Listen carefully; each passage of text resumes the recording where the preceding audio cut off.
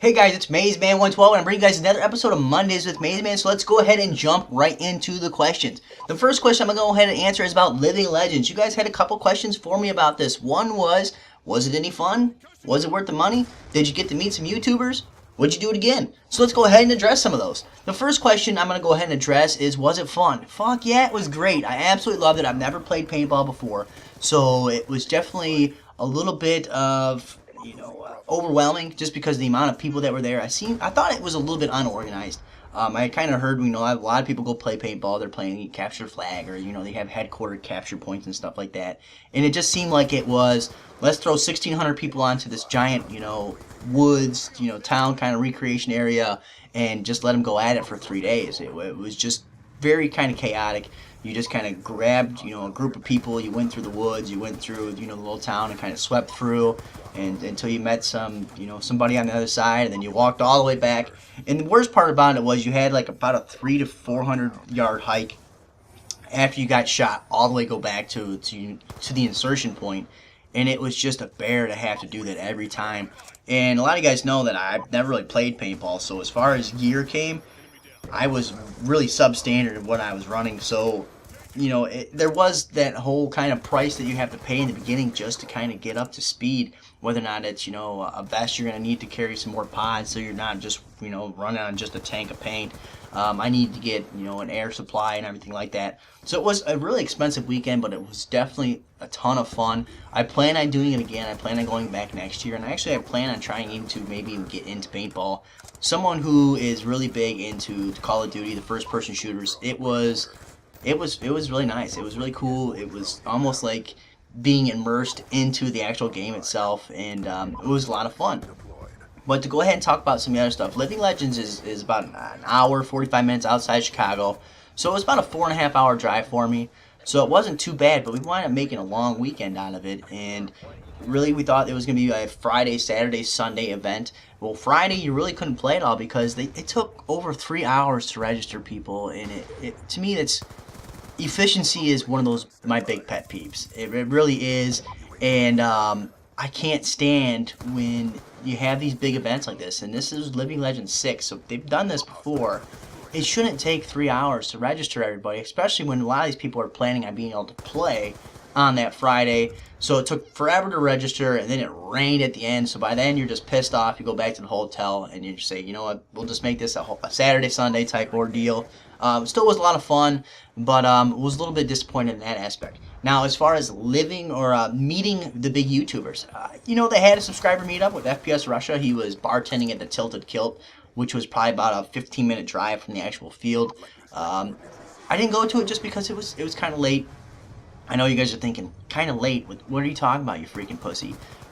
We had got up like 8 o'clock in the morning every morning. I was the only one driving, so, of course I got that whole driver responsibility type thing. And then also, you go out there and you play hard. I mean, I'm one of those people who kind of is balls to the wall in whatever I do, so I'm going to be out there all day running as hard as I can. And, by 9 o'clock at night, I was ready for bed, We ate dinner, I think, at like 5:30 or 6 o'clock one of those nights, pretty freaking early, just because we were all super, super tired. But with that being said, I was able to be about within 5-10 feet of FPS Russia, Woody's Gamertag, Joe Lohan, White Boy 7th Street. I got to meet, like Buddy 7th Street. You guys know White Boy, Paintball Kitty. You got to see that as well. And also, you get to see a lot of paintball YouTubers. That was kind of cool as well because you'd see them. They'd have either a GoPro or they had like a JVC, like some kind of, I don't even know what to call it. It's like a circular thing that kind of mounts right to their mask. And you could see them out in the field and you knew that they were pretty serious about it. And that's something I would like to do next year, just be able to give you guys some good first-person footage. Because the footage that I got, I had my phone, I also had like a Handycam HD with me, but there aren't a lot of good ample opportunities to go ahead and bring the cameras with you where they're not going to get ruined or anything like that. In the couple spots that I did get footage, for some reason my film or the actual file itself was kind of corrupt. I did have a couple people with me who took a little bit of footage, so I'm going to try getting it from them and put something together for you guys and see what I can kind of come up with. Sorry on that aspect, but it definitely was a really, really cool, unique experience, and I'm really looking forward to doing it again next year. On to another question of, why did it take me so long to post again? I got poison ivy. Yeah, I'm pretty allergic to poison ivy. And when you're out there, there's like a spot where you're in the woods constantly and you're just crawling. You don't care if you're in a path or not. You are just trying to not get shot and to creep up on your opponents. And I wound up getting poison ivy and I got it on my neck. And what they tell you, is one of the things, since it was hot and you're walking long distances, is make sure you powder your nuts as often as you can so you don't get any kind of jock itch or anything like that. So that's what I was doing. Every time I go back to the car, I take a little baby powder up my nuts, and go on my way. Well, I had freaking poison ivy on my hands. So when I had poison ivy on my hands, and then I decided I'm going to go powder my nuts, I'm just spreading it all over my nuts. And I was absolutely miserable for about a week. I couldn't go to work. I couldn't freaking wear pants. It was an absolute nightmare. Something that was one of those learning experiences, and at least it was my fail and not your guys' fail. But I'm kind of over that now, so I plan on bringing you guys back some regular content. And like I said, it was definitely fun. Definitely sucked at the end because you didn't even realize that I had poison ivy until I got home or got up for work on Tuesday, and I was like, what the hell? So let's go ahead and jump on to the next question. Do you play with the claw grip? I did a video, I don't even know, about 6 months ago talking about claw grip, and I didn't even know what claw grip was. And Optics Company runs claw grip, and I think Optic Merc does as well. And I do not run with the claw. I run with a scuff controller. If you guys haven't used a scuff controller, they're kind of pricey. I think the cheapest you can get one for is $120, unless you send in your own controller and have it scuffed-ized or whatever, scuffed. And I think then it's like $100. So they're kind of, pretty pricey as far as when the controllers come. But I absolutely love them. If you guys run a tactical button layout, which is just a little bit different, it's how you really get the true drop shot. You get a lot of people are doing the jump shots and everything like that. You really need to have a scuff controller or be playing with the claw, just because the regular buttons don't lay out right for you to be able to do that at a high level at all. And I love my scuff. I highly recommend them. I'm kind of curious to see what's going to be going on with the new consoles, just because these controllers might not be adaptable. They might not be compatible, and we might be kind of screwed. And if that kind of happens, I'm not going to be happy, just because I'm already concerned about the whole peripherals for the new consoles, how they're talking about the headsets do not work right now. I'm hoping that you can just get an adapter, because a lot of people spend a lot of money on some nice headsets, and I would like to be able to use them. I mean, I really should. And I feel like at this point in time, I feel like Microsoft is no longer gearing themselves towards the gamer. They are more conscious in getting that entire living room, entertainment center, the whole family experience rather than the gamer. And this is the first time it's really had me considering whether or not I should be changing Bandcamp from the Microsoft over to Sony, where they're actually paying attention to their gamers. We'll see how it goes. I don't play a lot of competitive games, so as far as if you're playing, MLG, Call of Duty, you're going to have to be on an Xbox, because there really isn't a lot of stuff going on with the PlayStation at this point. Whether or not this changes in the future, we really don't know.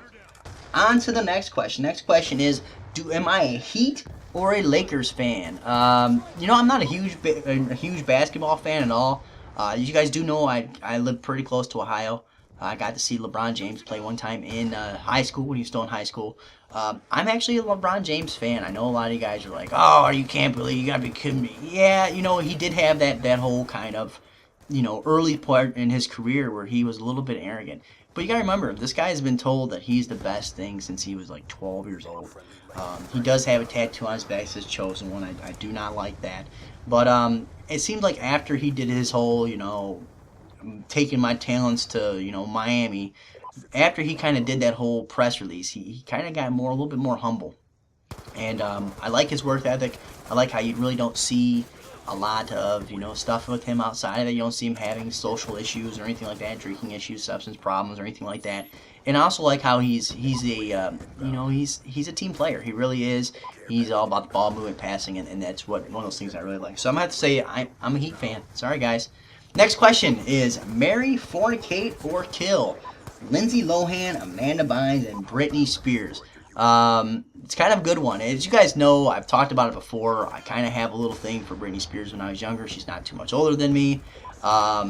So for marry, I might have to say Britney Spears, just because she's already kind of had her crazy spell.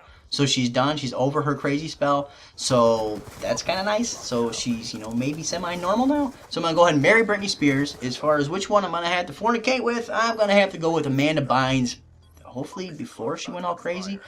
She used to do that show, What I Like About You, I think it was called, with like Jenny Garth from 90210. And I thought she was hot because she was always dressed up in like the business attire, and I like a career woman, so I'm going to say fornicate her. And for which one to kill, I'm going to say kill Lindsay Lohan. Sorry, never really liked Lindsay Lohan, didn't like Parent Trap, liked the original one better. Never thought she was that cute. I didn't know why so many people were counting down to when she turned 18 and everything like that. Let me know what you guys think. Let me know if you guys have any other questions, comments, concerns, something you guys would like featured in next week's episode. Make sure you guys leave it in the comment section below. Make sure you guys hit that like button, hit subscribe, and I'll see you guys later.